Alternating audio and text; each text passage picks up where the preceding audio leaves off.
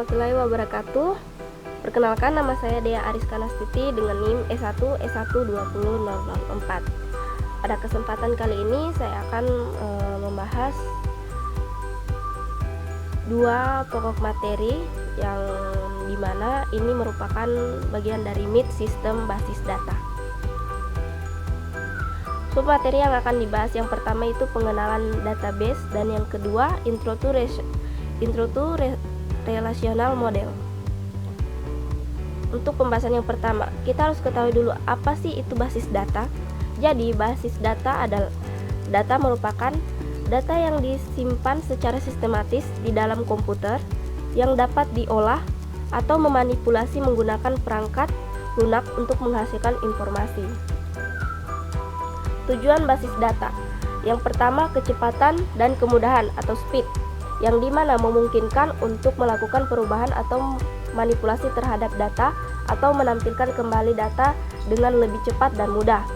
Yang kedua, efisiensi ruang penyimpanan atau space, yang dimana efisiensi atau optimalisasi penggunaan ruang penyimpanan dengan melakukan penekanan atau menghilangkan redundansi data. Yang ketiga, keakuratan atau accuracy, yang dimana menerapkan aturan atau batasan atau constraint tipe data, domain data, atau keunikan data untuk menghindari pemasukan data yang tidak akurat.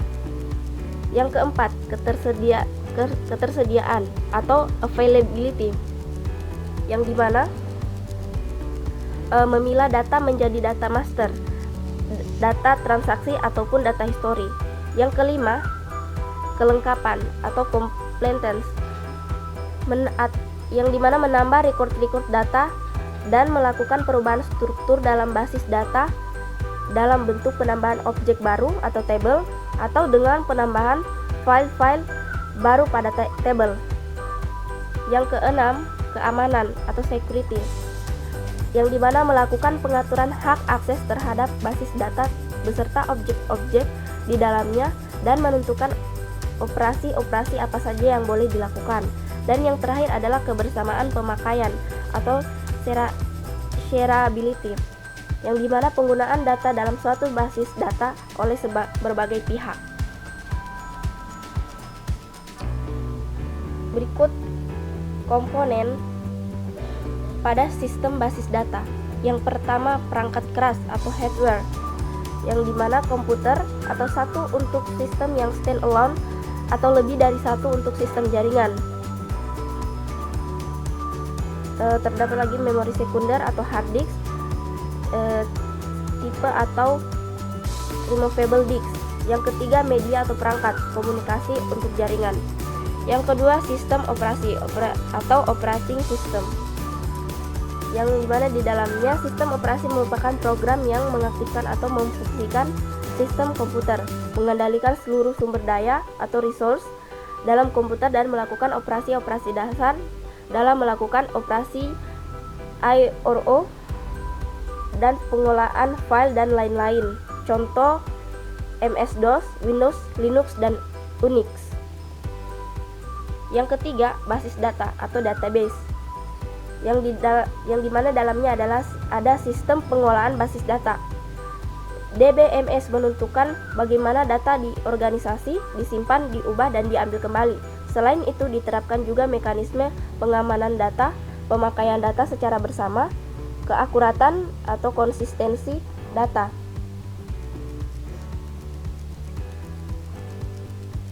Yang termasuk DBMS diantaranya adalah MS Access atau Sybase. Yang kedua, MS SQL Server atau DBase 4. Yang ketiga, Oracle atau Borland Interbase, dan yang keempat, Informix. Itu yang merupakan aplikasi pengelola basis data atau DBMS. Yang kelima adalah pemakai atau user. Dalam pemakai ini terbagi menjadi dua. Yang pertama, pemrogramer aplikasi, yang dimana pemakai yang berinteraksi dengan basis data melalui data manipulation language atau DML. Yang kedua, menggunakan bahasa pemrograman. Terus yang pemakai yang kedua yaitu user mahir atau casual user, yang dimana pemakai yang berinteraksi dengan sistem tanpa menulis modul program dan menggunakan query atau untuk akses data dengan bahasa query yang disediakan oleh suatu DBMS. Selanjutnya kita masuk pada materi yang Intro to Relation Model.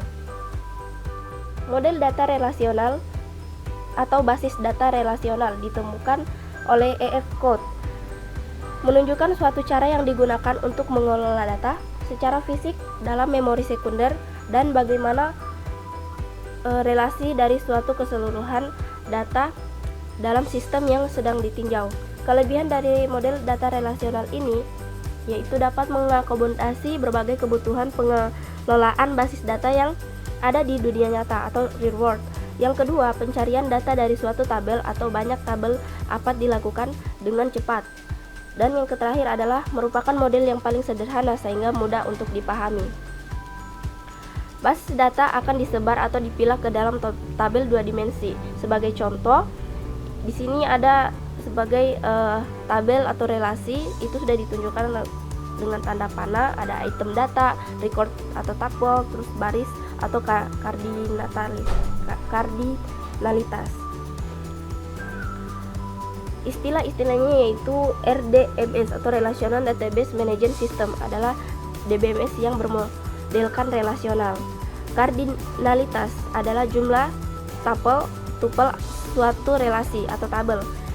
Yang ketiga, derajat atau degree atau arity adalah jumlah atribut suatu relasi. Yang keempat, domain adalah himpunan atau database nilai yang berlaku bagi suatu atribut. Misalnya, domain atribut nilai adalah A, B, C, D, dan E. Domain tidak sama dengan tipe data suatu atribut. Yang kelima, istilah relasi biasanya juga untuk membicarakan struktur logis, sedangkan istilah tabel biasanya untuk basis data fisik.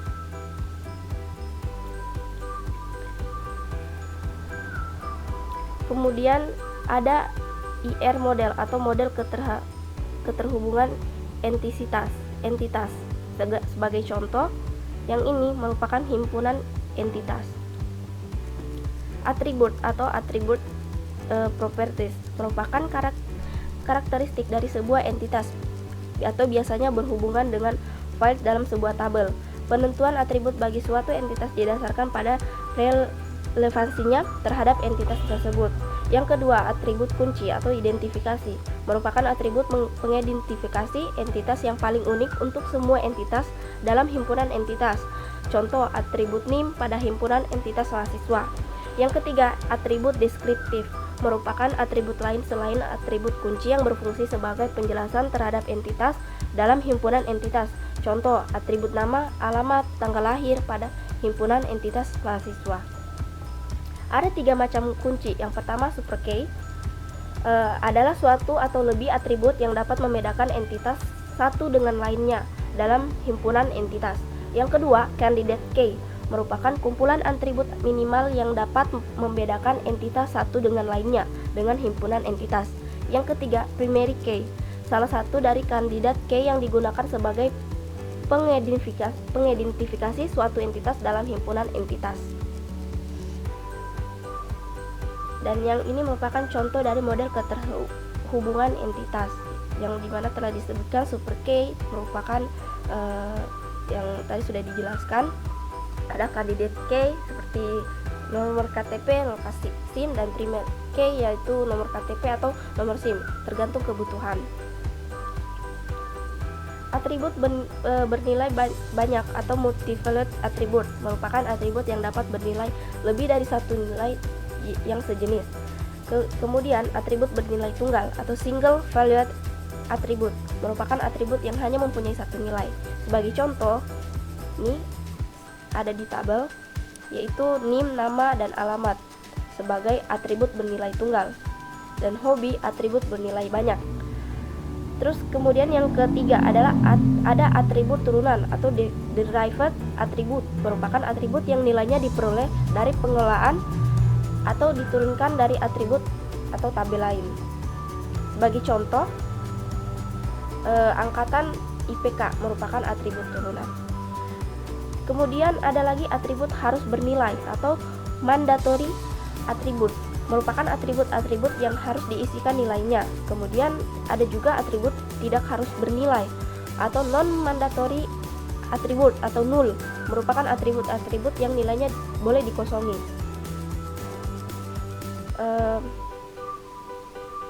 Kemudian ada kelewatan nih.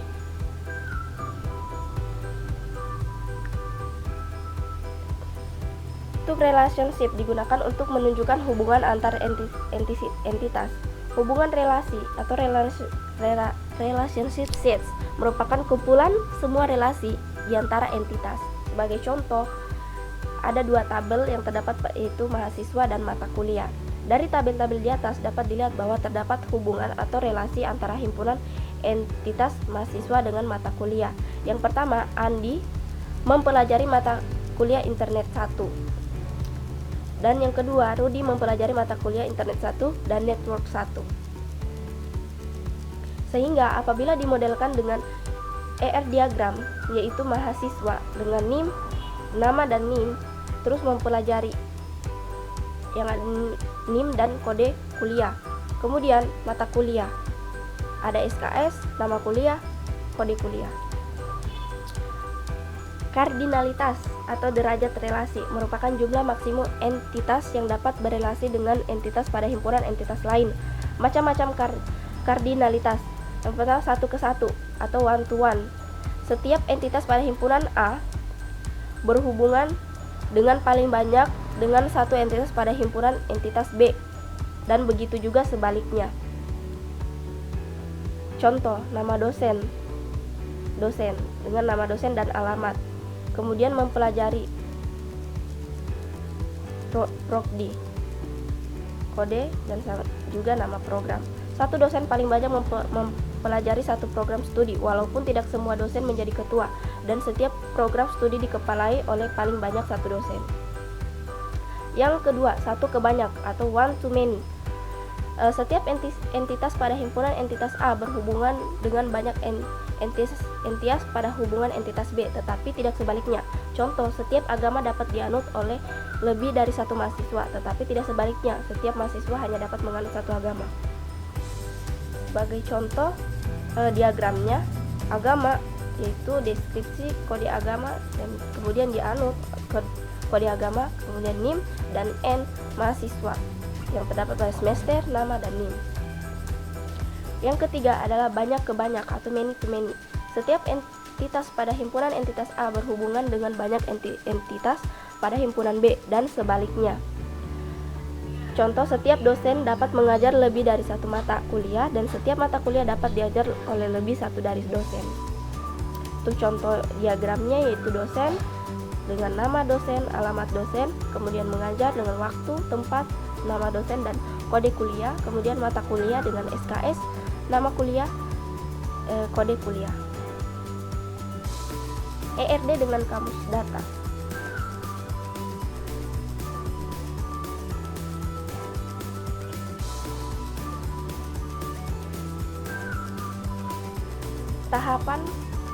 Kemudian tahapan pembuatan ER diagram.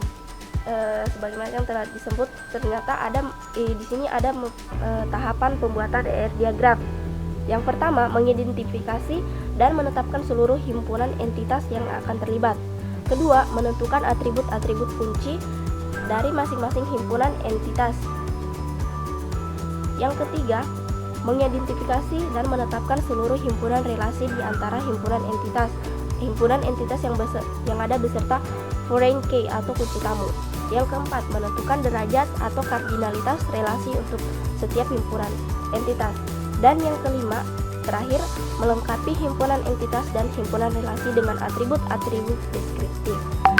Sekian dari saya, lebih dan kurangnya mohon dimaafkan. Assalamualaikum warahmatullahi wabarakatuh.